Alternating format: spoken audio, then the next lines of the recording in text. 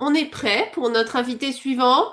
Je suis content pour cette collaboration, de présenter et de souhaiter la bienvenue à Caroline Knox. Bonjour Caroline. J'aime bien tes jonquilles, elles sont très belles, hein. C'est bien à propos pour la cancer du rein. J'apprécie en effet vraiment l'invitation d'être ici. Je suis vraiment contente de parler avec vous aujourd'hui. Je vais commencer. Alors, je vais faire une petite présentation rapidement pour que les personnes savent qui ils regardent. Caroline, j'ai rencontré Caroline à travers une autre personne de la Société du Cancer Canada au Canol, à donc la conférence des infirmières, où nous avons présenté Anna, notamment tout à l'heure avec la récompense. Euh, et nous avons, alors, on a fait un pamphlet ensemble, hein, il y a quelques années maintenant, la Société du Cancer Canada et donc le Cancer du Rein Canada. Il était bien de se reconnecter ensemble. Tu as énormément d'informations. Je pense que cela sera très bénéfique pour nos patients. Tu vas en parler aujourd'hui. Elle est la directrice senior d'accès aux soins pour la Société du Cancer Canada. C'est un des plus grands programmes dans son portfolio que je crois est vraiment énorme. C'est l'accommodation des services, donc qui donne leur soutien à ceux qui voyagent pour un traitement auprès du cancer. Elle est enfant de survivants du cancer, donc elle connaît ce stress que cela peut générer. Elle travaille donc en partenariat avec des associations partout au Canada pour lever le stress et le manque d'accès aux soins. Ça sera vraiment une conversation très bienvenue parce que de plus en plus, nous avons des patients qui viennent nous voir et qui nous disent comment est-ce que je peux avoir accès. Alors, on a bien sûr des ressources limitées, hein. Par exemple, euh, on a une ressource à BC Cancer Center pour des personnes qui restent la nuit, Princess Margaret, mais je regarde vers toi pour que tu puisses partager éventuellement des informations sur tout le Canada et comment les personnes peuvent avoir accès à ces services et ce qui existe. Donc maintenant, je te passe la main. Merci d'être venu. Ok,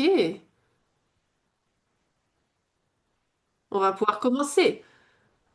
Alors, premièrement, la Société canadienne du cancer, je suis vraiment très contente d'être ici déjà. Je vais vous donner un petit peu d'informations. Alors, des services que nous proposons, c'est que nous travaillons par province.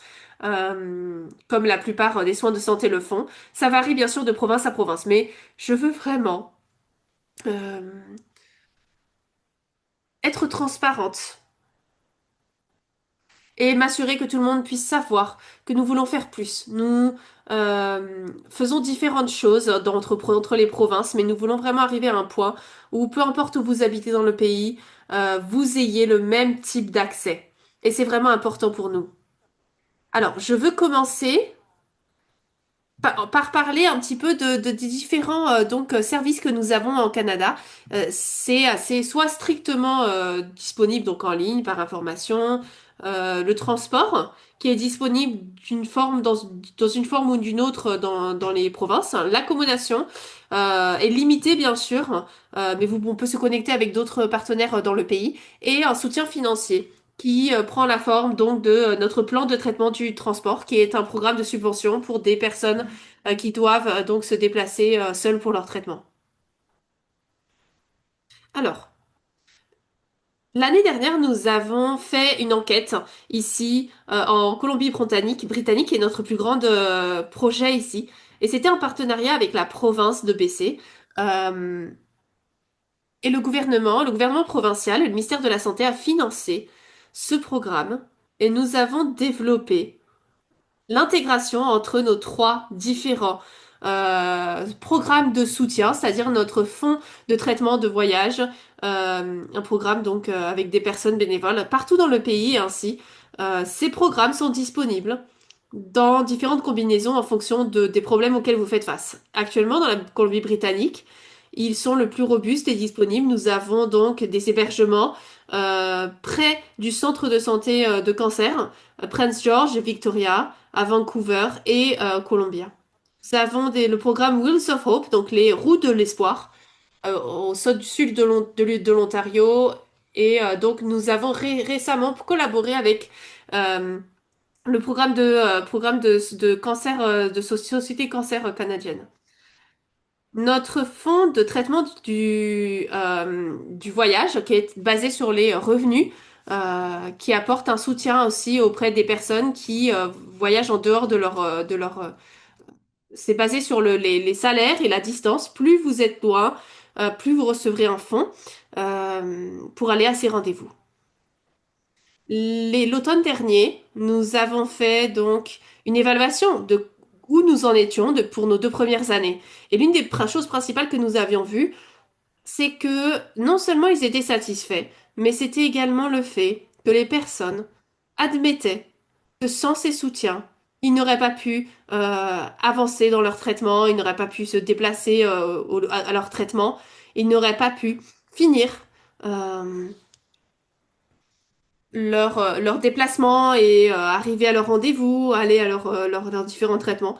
Ils étaient vraiment reconnaissants et ils appréciaient cela. Mais cela a vraiment ôté beaucoup de ce fardeau financier, ce stress, cette colère, euh, et a vraiment aidé la détresse émotionnelle que certains peuvent ressentir lors du soin auprès du soin de cancer. Et ça, c'était énorme pour nous. C'était vraiment un élément important, une évaluation importante, puisque n'avions pas réalisé, je pense, l'étendue à laquelle ces choses euh, pesaient sur les gens. Donc même juste l'idée, comme quoi on peut améliorer le bien-être des gens, même au moment même où ils traversent un parcours de cancer. Ils doivent s'occuper de tellement de choses qu'ils n'ont pas besoin de s'occuper de ça. C'est vraiment de là où nous avons commencé avec ces programmes. Nous voulons ôter les choses que les personnes ne devraient pas, desquelles elles ne devraient pas se préoccuper. Comment est-ce qu'on couvre ces choses et comment est-ce qu'on s'assure que les gens savent que ça existe. Et c'est là où nous avons vraiment mis en place l'objectif de nos guides, de tout ce que nous avons mis en place pendant les 3 premières années de ce programme. Nous devions nous assurer que tout le monde sait ce qui est disponible pour eux lorsqu'ils sont prêts à l'entendre. Et je sais que Christine, tu as parlé hein, dans la dernière présentation des informations énormes que les personnes reçoivent. Et lorsque les personnes entendent cancer, ils s'arrêtent. Ils arrêtent de réfléchir. Toutes les autres choses, ils n'y pensent plus et ils ne processent plus d'informations. Ils se rentrent chez eux et ils réfléchissent non seulement à j'ai le cancer, mais également à toutes les choses qui vont avec. J'ai le cancer et je ne peux pas aller au travail. J'ai le cancer et je dois voyager, aller à mon déplacement et ma famille et toutes les autres choses, etc. Donc c'est pour ça que nous avons mis notre programme en place. Euh, avec notre ligne de conseils et d'informations pour permettre aux gens d'avoir des informations lorsqu'ils sont prêts à l'entendre.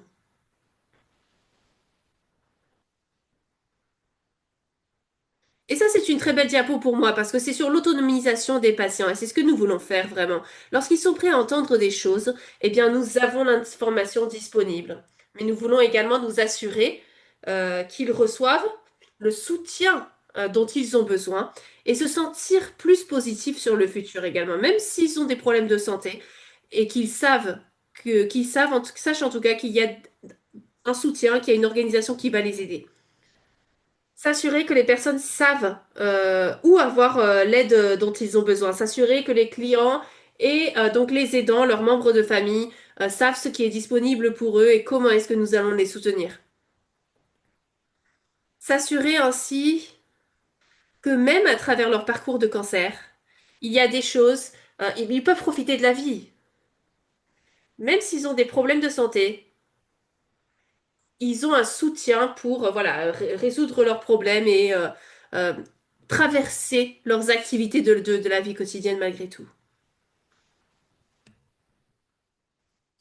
Alors, l'adhésion au traitement, ça c'est le facteur le plus important et pour moi c'est la base de tout ce que nous faisons. Le taux de survie, voilà, il faut s'assurer que les gens puissent avoir un accès au traitement. Nous avions plus de 1000 personnes qui ont répondu à nous, donc sur les 3000 personnes que nous avons contactées, 1000 personnes ont répondu cette enquête et 92 personnes des personnes ont indiqué que le programme les a aidés à avoir accès au traitement. Et 77% ont indiqué que le programme leur a donné la motivation, a augmenté leur motivation pour terminer et continuer leur traitement. Pour moi, ça en dit des tonnes. Pour dire que ce que nous faisons soutient directement le taux de survie, la qualité de vie, et soutient directement euh, la motivation pour les personnes d'avancer et de continuer. Ça fait vraiment toute la différence du monde là-dedans. Alors, ça c'est la grande diapo, ça c'est vraiment ce que je voulais vous présenter ici. Où est-ce qu'on peut faire plus? Les points en jaune montrent les domaines dans les provinces où nous avons des systèmes en place et des soutiens. Les deux provinces en bleu, Ontario et BC, c'est là où nous avons des programmes au niveau provincial. Il y en a beaucoup au Canada. Il y a une grande partie du Canada qui a besoin de soutien. Alberta, nous avons là euh, Wheels of Hope. On a des conducteurs bénévoles, mais ils ne font que, voilà, que 70 km autour du centre. On a besoin de plus. On a besoin d'être là aux autres centres de cancer, mais nous devons également nous assurer que nous donnons un soutien aux personnes qui sont beaucoup plus loin et qui ont besoin d'aide. Même chose avec Saskatchewan. Nous avons un programme euh, près de Saskatoon, mais c'est tout ce que nous avons pour le moment. Nous voulons être en partenariat avec les organisations telles que les vôtres pour s'assurer que les informations soient connues, mais également pour s'assurer que d'une province à une autre, on parle au gouvernement pour s'assurer qu'ils soutiennent leurs propres citoyens pour se déplacer vers là où ils doivent être pour un soutien pour leur traitement de cancer. Même en Colombie-Britannique où nous avons ces programmes disponibles et en place, il y a des personnes qui font plus de 700 kilomètres pour avoir un traitement. C'est énorme. Ça, c'est non seulement loin de chez soi, mais c'est un changement complet. Et ça veut dire qu'ils ne rentrent pas chez eux directement. Donc s'ils restent quelque part dans un hôtel ou dans un de nos hébergements à ABC pendant 5, 6 semaines, nous voulons nous assurer que non seulement ils sont à l'aise, mais qu'ils savent que les choses sont gérées à la maison. Ça veut dire qu'ils ont des financements pour gérer ce qui se passe avec leur maison. Ils n'ont pas à gérer voilà, les choses. Ils peuvent juste se concentrer sur aller mieux. Donc là, j'ai mis un petit avion. On a ce qui se passe Air Daffodils, qui aide les personnes de Labrador à aller à Saint John. Euh, c'est dans la province, hein, mais nous passons en partenariat avec Hope Air, qui fait le trajet entre le pays et qui soutient les patients en donnant des vols gratuits interproventionnellement à travers donc le pays euh, pour recevoir leur traitement de cancer.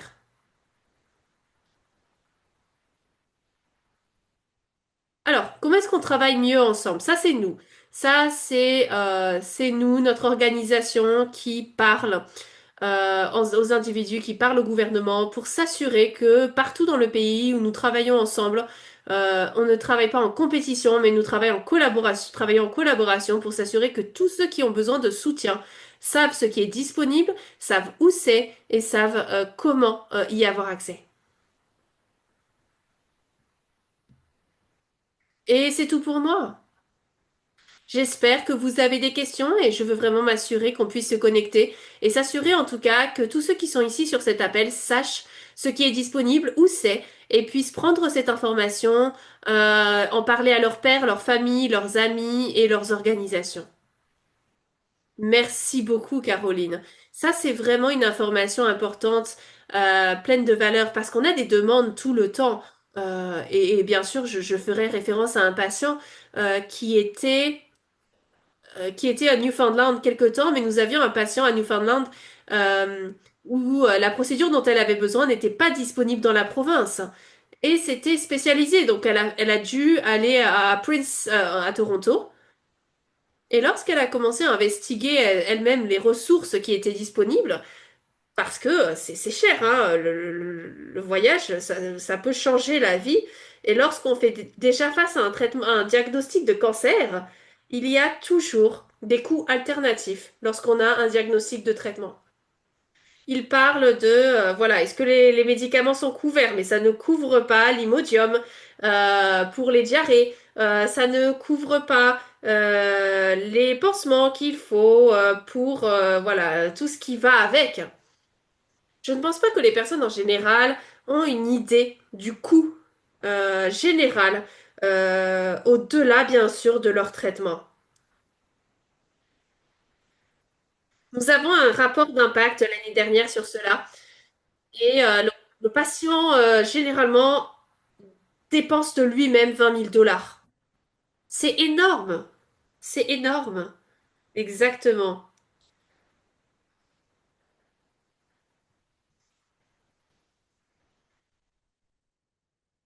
Dans un pays qui met en valeur son soin de système, voilà, c'est pas gratuit. Il y a des choses qui ne sont pas gratuites. Donc oui, nous voulons travailler avec tout le monde pour s'assurer que tous ceux qui ont besoin de se déplacer pour leur traitement sachent qu'il y a des choses qui sont disponibles, que les patients de Newfoundland, par exemple, on les met en contact avec, bien sûr, avec nos services pour avoir des vols gratuits. Et ensuite, à Toronto, on dit, OK, où est-ce qu'on va vous placer? Est-ce qu'il y a qui a un hébergement? Donc l'un de nos services, comme la helpline donc d'information cancer, a beaucoup d'informations et de sur tous les services sociaux et garde à l'esprit tout ce qui est disponible dans chaque communauté. Donc si vous les appelez, vous leur dites, bah écoutez, je dois aller à Toronto, je veux aller à Ottawa. Ils vont dire, ok, et ben voilà les choses qui sont disponibles à Ottawa. Voilà, tous les services, toutes les organisations qui peuvent vous aider lorsque vous allez y arriver. Ce sont celles qui vont vous aider à y aller. Et ensuite, une fois que vous serez là-bas, eh bien voilà. Et on garde ça à jour, hein. C'est vraiment un système très robuste de personnes qui mettent à jour ces données de base de données tout le temps. Donc les services de communauté sont vraiment importants pour tous ceux dans sa propre communauté ou alors s'ils doivent aller dans une autre communauté, se déplacer pour avoir un traitement. Dans Saskatchewan, on n'a pas d'hébergement, on n'a pas d'autres plans, mais on a des hébergements disponibles. On peut les contacter pour cela. Saskatchewan, en effet, avec les informations, en tout cas, on pourra les ramener vers vous pour savoir où est-ce qu'ils ont des besoins de ressources. Comment est-ce que nos patients peuvent trouver les personnes disponibles? Eh bien, appelez-nous 1-800-939-3333. Ok, eh bien, je vais m'assurer que sur notre site web, nous ayons cette information. Et cela faisait partie de la conversation lorsqu'on a commencé avec ton collègue en Alberta. Nous sommes tous dans la même boîte. Nous traitons tous du cancer du rein ou d'un autre cancer. Et les défis qui vont avec cela, il nous faut jouer ensemble dans cette boîte, pas chacun de notre côté. Et ça va au-delà de notre capacité de pouvoir même penser que nous pouvons offrir ce que tu as déjà développé. Donc, collaborons, partageons, on peut partager tes informations pour qu'ils puissent trouver ce dont ils ont besoin pour traverser donc leur diagnostic de cancer, leur traitement et tout ce qui va avec. Je suis vraiment contente que tu aies mentionné le fardeau mental et émotionnel en disant qu'ils sont prêts malgré tout à recevoir l'information et que lorsqu'ils sont prêts, on leur donnera. Parce qu'il y a tellement d'informations qui nous arrivent d'un seul coup et on n'est pas prêt. Ça nous dépasse. En effet, c'est lorsqu'on rentre et qu'on s'assoit et que on est assis et qu'on dit, oh waouh, il y a toutes ces autres choses auxquelles je dois réfléchir. Et c'est pour ça que nous avons des informations en ligne, c'est pour ça que nous avons des informations disponibles, parce que vous n'êtes pas prêt à l'entendre tant que vous n'êtes pas prêt à le recevoir. Il faut, les premiers moments en tout cas, où vous avez le cancer, c'est vraiment un choc. Et ensuite, ma famille, et ça, et ça. On ne pense pas aux logistiques de cela jusqu'à plus tard. Oui, oui. Non, c'est vrai. Je voudrais te demander la question, est-ce que tu as des ressources pour les aidants? Parce que tu as mentionné à quel point ils sont en partenariat. Et c'est pour ça ils ont autant d'importance que nos patients. Est-ce que tu as des ressources? Nous avons des ressources pour les aidants. Nous avons également des communautés en ligne à travers Concern Connections. Et ils sont des groupes en ligne qui se rencontrent, hein, des groupes modérés. Nous avons des groupes pour peut-être tous les types de cancers, mais nous avons également des groupes pour les aidants, pour les membres de la famille. Nous avons des groupes de deuil. Nous avons voilà, beaucoup de ces choses qui sont disponibles en tout cas. Nous rentrons vraiment en profondeur dans l'aspect social et mental.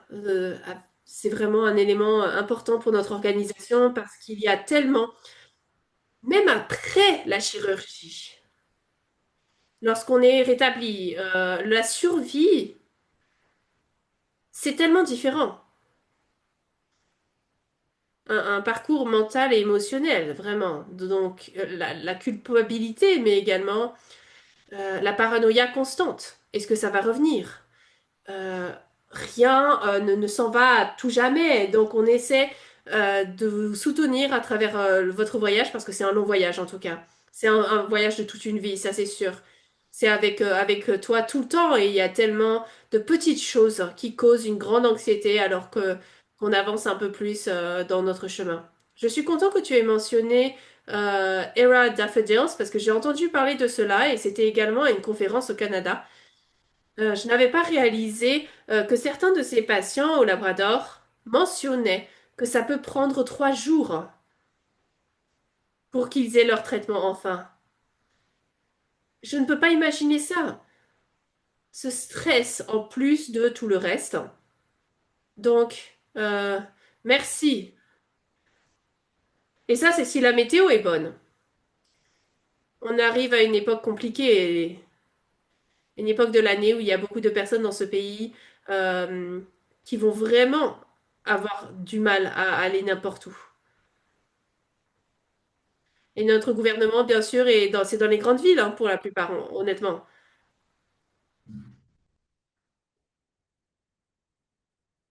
Il y a, voilà, ceux qui représentent hein, des domaines ruraux, la plupart du temps, sont dans les villes. Tout à fait. Et tu mentionnais les 700 kilomètres. J'ai eu un patient qui vivait à Sainte-Marie, qui a dû voyager à Thunder Bay pour son opération, et c'était 9 heures de voyage à travers une météo horrible d'hiver. Donc beaucoup de personnes ne réalisent pas, et c'est pour ça que c'est vraiment proche de mon cœur ce cas des endroits ruraux, pouvoir avoir un service pour eux, et c'est pour ça que nous faisons cela une conférence virtuelle. Parce que je pense que la majorité de nos patients sont dans des endroits qui ne pourront jamais venir à une session en présentiel, donc nous voulons qu'ils aient cette information spéciale également. Je ne peux pas te remercier assez, en tout cas merci de nous avoir rejoints. Je ne vois pas de questions directes à toi, mais je pense qu'ils viendront après. Nous vous allons nous assurer en tout cas d'avoir les numéros et je te parlerai par la suite et tous les autres membres de la Société canadienne du cancer. Nous voulons pouvoir avoir cette information, en tout cas sur notre site web. Ça prendra un peu de temps, bien sûr, mais voilà, on voudrait en tout cas avoir l'information disponible sur notre site web pour que ce soit plus facile pour nous de dire, bah, regardez sur notre site web, il y a toutes les informations avec le projet de la Société canadienne du cancer. Merci, merci beaucoup.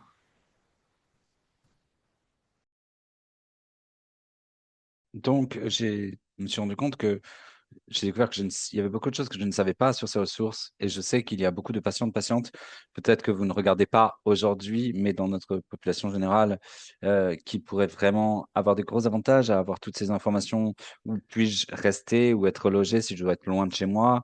Euh, et je savais AirHo, je connaissais, je ne savais pas comment y avoir accès, mais Air Daffodil pour les patients sur la côte Est. Ce sont des ressources excellentes qu'on va partager donc avec vous. On va s'assurer qu'elles soient sur notre site internet, qu'elles soient faciles d'accès et que vous pourrez probablement contacter directement le Canadian Cancer Society.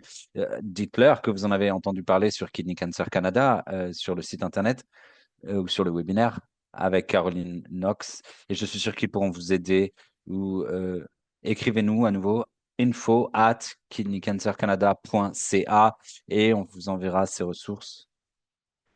Ok, alors je vois que j'avais un de nos membres du conseil qui regarde et il dit qu'il sait, il connaît Air Hope, il a un ami, une connexion là-bas. Et merci énormément, Ed.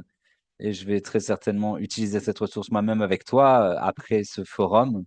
Vous voyez, toutes ces choses finissent par... Tant de belles choses ressortent de cette journée d'apprentissage. Je pense que c'est le moment de faire une pause à nouveau. Je pense qu'il faut qu'on s'étire un petit peu, qu'on aille peut-être dans d'autres pièces de la maison, peut-être qu'on ait un snack, qu'on mange un petit peu ou qu'on boive quelque chose. Je ne sais pas si vous avez pu manger à la pause précédente, mais on va peut-être prendre un peu plus longtemps sur cette fois-ci. Je pense que notre prochaine conférencière ou conférencier sera peut-être un peu patient. Donnons-nous 20 minutes. Donc, au lieu de commencer à 2h45, on va commencer à 2h50. Et ça va peut-être donner aux gens un peu plus de temps pour faire ce qu'ils ont à faire. Et donc, on se retrouvera à 2h50 pour recommencer. On parlera avec Elena et, pardon, péri-operative planning, donc la planification autour de l'opération péri-opérative. Et j'imagine que vous en entendrez encore, vous attendrez encore d'autres choses. C'est aussi une très belle ressource qu'on espère pouvoir rendre disponible sur le site internet bientôt. Merci d'être avec nous jusqu'ici et on vous revoit très vite.